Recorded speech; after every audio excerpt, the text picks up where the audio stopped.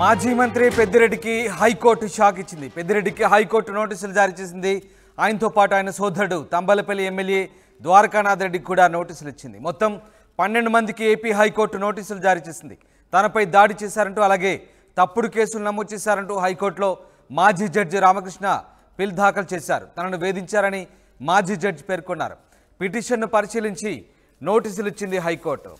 ఇక పెద్దిరెడ్డితో పాటు తంబలపల్లి ఎమ్మెల్యే ద్వారకానాథ్ ఇద్దరికి కూడా నోటీసులు ఇచ్చింది. మొత్తం 12 మందికి ఏపీ హైకోర్టు నోటీసులు జారీ చేసింది. తనపై దాడి చేశారంటూ తప్పుడు కేసులు నమోదు చేశారంటూ ఏకంగా హైకోర్టులో మాజీ జడ్జి రామకృష్ణ పిల్ దాఖలు చేశారు. అంతేకాకుండా తనను వేధించారంటూ కూడా మాజీ జడ్జి పేర్కొన్నారు. ఈ పిటిషన్ పరిశీలించిన హైకోర్టు నోటీసులు ఇచ్చింది. ఎస్, మా ప్రతినిధి కృష్ణమోహన్ జాయిన్ అవుతున్నారు. కృష్ణమోహన్, పెద్దిరెడ్డికి బిగ్ షాక్ అని చెప్పాలి. ఏపీ హైకోర్టు నోటీసులు ఇచ్చింది. అంతేకాదు ఆయన సోదరుడికి కూడా నోటీసులు ఇచ్చినట్టుగా తెలుస్తుంది. ఈ కేసుకు సంబంధించిన పూర్వాపరాలు ఏంటి, నోటీసులు హైకోర్టు ఎప్పుడు ఇచ్చింది, దీనికి సంబంధించిన అప్డేట్స్ ఏంటి?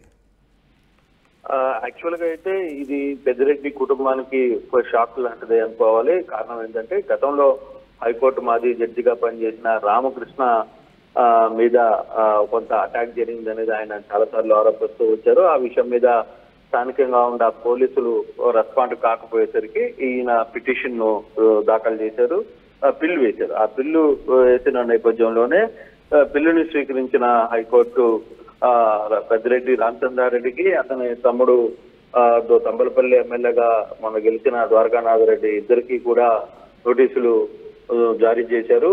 నోటీసులు జారీ చేసి తదుపరి విచారణకు హాజరు కావాల్సిన పరిస్థితి ఉంటుంది.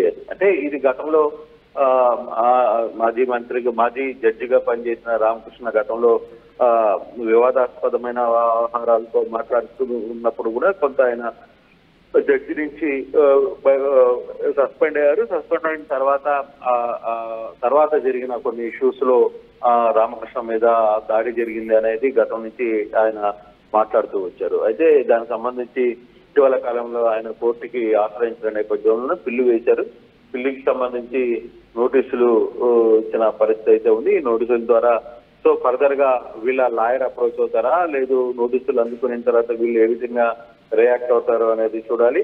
ఈ కేసు ఎంత దూరం వెళ్తుందో కూడా కొంత టైం పెట్టే పరిస్థితి అయితే ఉంది. కానీ ఈ కేసుకు సంబంధించి హైకోర్టు స్వీకరించడం, తర్వాత పెద్దిరెడ్డి కుటుంబంలో పెద్దిరెడ్డి తమ్ముడికి ఇద్దరికి కూడా నోటీసులు జారీ చేయడం జరిగింది. అంటే కృష్ణమోహన్, ఇక్కడ పెద్దిరెడ్డి సోదరుడు అలాగే మరొక 12 మంది వీళ్ళందరి ప్రమేయాన్ని కూడా అక్కడ హైకోర్టు ఆ నోటీసులో పేర్కొంది. అంటే పెద్దిరెడ్డికి ఒక రకంగా ఇబ్బందికరమైన పరిస్థితులు తలెత్తే అవకాశం ఉందనుకోవచ్చా?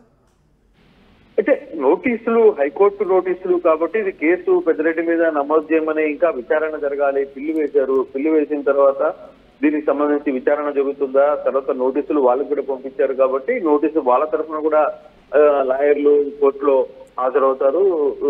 తద్వారా జరిగే వాదోపవాదం జరిగిన తర్వాతనే జడ్జిమెంట్ ఎలా ఉంటుంది, తర్వాత ఇతనికి ఇబ్బందిగా మారే అవకాశం ఉంటుందా, లేదు కేసు నిజంగానే కేసు కట్టమంటారా, లేదు ఎలా ఉంటుంది అనేది చూడాలి. ముందు నోటీసులు వరకు జారీ చేశారు కాబట్టి కొంత సమయం తీసుకునే పరిస్థితి అయితే ఉంది. ఈ కేసు పూర్తిగా వాదోపవాదాలను వినిన తర్వాత మాత్రమే దీనికి సంబంధించి పూర్తి సమాచారం తెలుస్తుంది. Thank you Krishnamohan.